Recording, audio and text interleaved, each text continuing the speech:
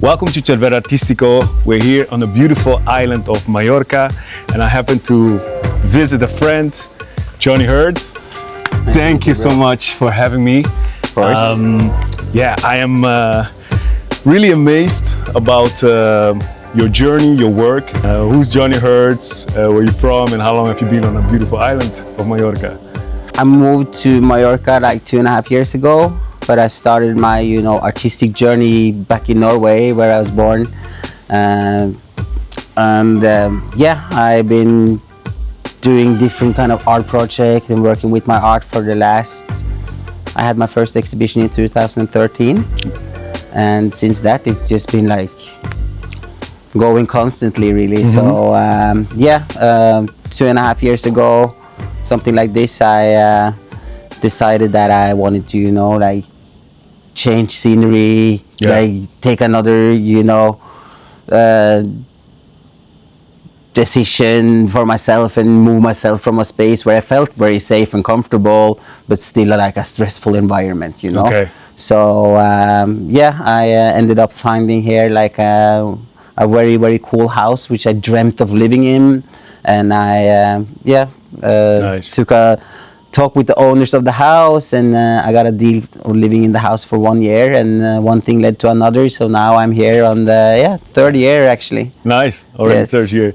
I mean, it's a beautiful place. I mean, I came here and I could see that it's really close to the Calas, to the sea. So I guess a lot of inspiration is also has to do with the fact that you're very close with nature, right? With the sea and all that stuff, right? Yeah, I think that's like the biggest change for me moving here, and that was also one of the main reasons for me to moving out of the city and a life which was stressful in a way. You move from one location to another, you go to the studio, you go home, and you don't really get a lot of quality time with yourself or with your friends. So I moved here, and my purpose was to actually calm down, try to enjoy life a bit more, and try to disconnect. And of course, after living here for more than 2 years, I feel like a lot more connected with nature. I feel like I get the energy that I need from my surroundings and from the sun and from the moon and from the water and everything. So I think I'm totally different version of myself now than I moved here. Okay. And is it also the fact that you move here? Is the reason for moving here has to do with art, or was it just? Is it also the fact that you move here? Is the reason for moving here has to do with art, or was it just? Not really. No. I didn't know anything about the art scene of Mallorca. I've been visiting Palma a lot when I was younger. Like every summer, I tried to go here, but not really. I never been a part of the art scene in a way. Anyways, I feel I do this mostly for myself, and try to stay more or less alone. But of course, I met a lot of nice artists here, and I figured out that this is a beautiful place to be for an artist, and you get inspiration, and you get more energy than you do other places. And I really also feel that Mallorca is like a magical island in a way. It is. When you start opening your eyes and opening your minds and actually looking at all these beautiful surroundings, and you see these dragon-shaped islands. You see everywhere, you really feel connected. It is definitely. What I also really like the fact that you kind of take the ownership. I don't know if it's conscious or unconscious, but it's not that I walk into a house and I think, okay, this guy just makes art and he just hangs. No, I feel like, okay, I'm in a house, but wait, this is kind of like a gallery. It's like you really present it as this place is the artist part of the house, kind of like. Or not. It was always a thought when I was moving here, because in Norway I kind of have the same thing. I like to have ownership to my art. I like to connect with people through my art. And when you work through a gallery and something like this, there's always like a middleman between you and the art, and you don't really get those real connections. So my vision was that I want to like live a place where I can work and I can also have my gallery all in one place. So I don't have to move around that much and waste my time on going forth and back in here and there. So that was the vision when I moved here, that I wanted a place where I can live, I can work, I can exhibit, I can do events and meet people and get like real connections. And of course slowly filling the walls with art. As an artist, you keep on creating and you keep on creating, and it turns into a gallery in a way, Exactly. That's definitely, that's very beautiful, man. Awesome. That's okay. So this is actually a piece I made for exhibition back in Oslo a few years ago. And it's like a big version of it's in the memory of Princess Diana. Okay, so this is actually a piece I made for exhibition back in Oslo a few years ago. And it's like a big version of it's in the memory of Princess Diana and her whole story, and so this is actually like a big version of the wheel that was in the car that she died in, crashed in. So this is called paparazzi. Wow. And what material is it like? I'm curious. This is stainless steel. Okay, it is stainless steel. Yeah. Wow. So this has been outside and it's been like following me for years Really? now. Yeah. Nice. Yeah, it's actually a very impressive story, because I saw it and of course I thought about kind of like the old school Mercedes cars, but the fact that you add the fact that the story of Lady Diana it's impressive to bring this out in your art. But I like also, it's like you really mix up a lot of basically your style, right? From abstract to sculptures, 3D printing, the foam with it's just mind-blowing how creative you are, basically. I keep it simple. Yeah, it's like, I think this is a part of my nature, to explore and to learn new stuff. I really like, it's not very often that I get like caught up in something and I keep continuing doing the same thing and same thing. I get bored of myself in a way. Of course, when you see around now, you see that I have these kind of pieces, and stuff, but they're slowly evolving together, and I have, another technique, and I try to learn a bit from, the big painters or the big artists during like history, but for me, art is more about, exploring, creating, and not necessarily, repeating myself. And then there's other stuff happens in life and you have to add something more into it, Yeah, exactly. Then you move to another space and you have to work in another way.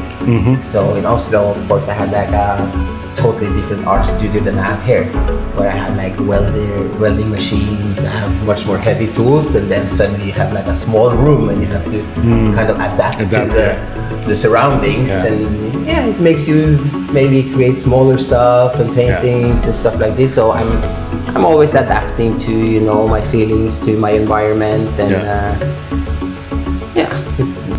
and my ex-girlfriend got pregnant last year, and the 13th of December I become a father.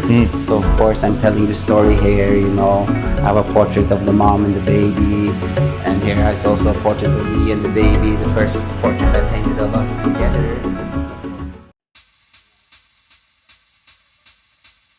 You hear a lot about like, oh, this artist is established, right? In order to become an established artist, what's for you a definition of an established artist?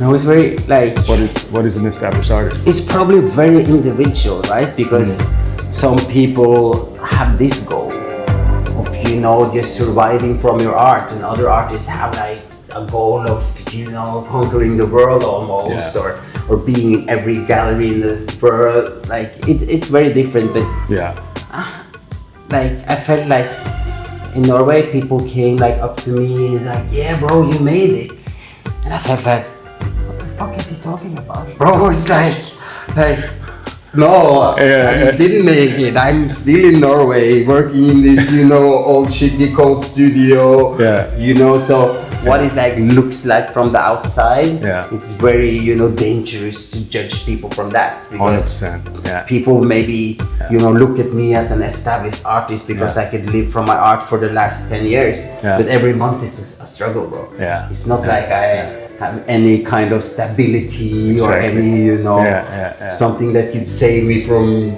not going bankrupt in 2-3 months if I don't, so I don't know, it's probably different. I don't know any artists that are established. Exactly. So like really established. Yeah. But maybe there's a few guys in Norway that are really, many the artists are very different, right? So some are very like organized, they like this, and some are very chaotic, and it's maybe harder for the chaotic people to get established in a way than people that are more organized. Exactly. So they can maybe live from an income that's a few thousand a month. Yeah. But maybe a more chaotic artist needs tens of thousands because they don't know really where things going and they just start new projects all the time. And that's more of me. I'm more like on the chaotic side of the scale. I don't really think about the future too much. I think about tomorrow and the day after, but I don't think about years in front. So for me, I don't know if I'm ever gonna be established or something. Maybe I don't have a goal of being established now. I know I need to go through all of this. I take all the risks I can. I put everything back into my art, and I don't really spend any money outside of trying to take care of myself and putting it back into my art and investing everything back in. So I don't really see any of my money. So I feel far from established, but poco e poco. Exactly. Oh man, that's dope. Sei sintonizzato su Cervello Artistico. What is the biggest thing that brought to you in your life being a father? Well, of course, when you hold your baby in your arms for the first time, you feel like, okay, life is not about me anymore. You have something else that you live for. Yeah. And it kind of changes the perspective of things, right? Because you have this baby now that you actually need to take care of, and you start to think a bit more ahead of time. Yeah. And you get more cautious about maybe take a little bit less risk. You always have something else that you live for. And of course it's a big life-changing moment that you can't really explain if you haven't been through it, right? Yeah, I know. I always say that to people. My son is 7, and it also changed a lot in me. Also when it comes to my responsibility as a father for him as he grows, certain morals, certain fundamentals as a father. I'm trying to help him now, being more technical, so I'm always thinking about that. When you're older, come on man, you cannot even switch a lamp, and you're 25. In my case, right? Everybody's different. But for instance, this channel, I see that he sees that, dad is doing his thing. My dad, for instance, was a politician in the Caribbean, and I always saw him like this also, and there was always things to do, and I always had to help him with party stuff. So I remember having that idea, looking up to my father, right? Of course. And now I kind of see the same in him, and so that's why I'd say for me, it's even more than just the channel. It's also this is going to be on the internet, and he one day might look at it and say, of course. And actually, I want to finish with the fact that if anybody is in Mallorca and would like to visit your gallery, they're open to send you a message. Yeah, of course. This has been since day one. We always had open doors. We always had a community of people being just curious about what we were doing. So of course, if anyone's here and want to come and say hello, it would be a pleasure. Awesome. John, I want to thank you so much, man. Thank you so much, thank bro. you, bro. Thank you for your time, and Of course, my pleasure. see you at the next one. Yes, sir. Awesome. That was it, bro. Thanks. Wow, beautiful interview. Really, Yeah. really beautiful.